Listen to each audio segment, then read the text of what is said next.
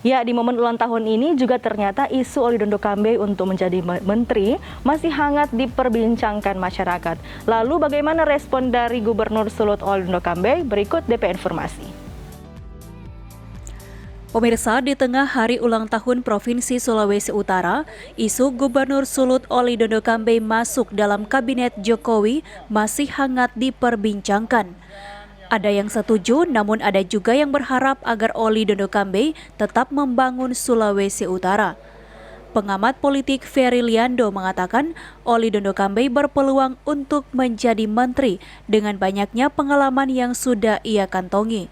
Saya kira pengalaman dia di DPR berapa tahun, kemudian menjadi gubernur satu periode dan sekarang sudah memasuki periode yang kedua, itu modal beliau.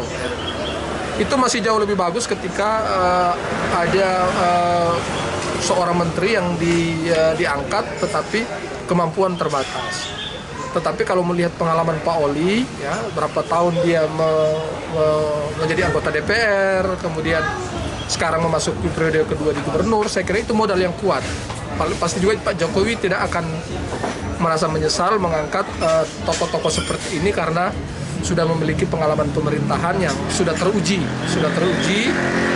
dan saya kira wajar kalau mendapatkan promosi.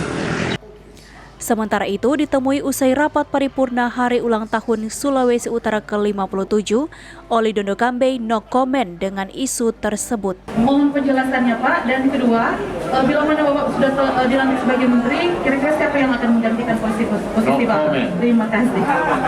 Isu Oli Dondo Kambe menjadi menteri bukanlah kali pertama. Sejak pemerintahan kedua Jokowi, namanya disebut-sebut masuk dalam bursa calon menteri. Namun benarkah nanti Oli Dondo Kambe akan masuk kabinet Jokowi adalah hak prerogatif Presiden? Quincy Matau melaporkan untuk Kawanua TV.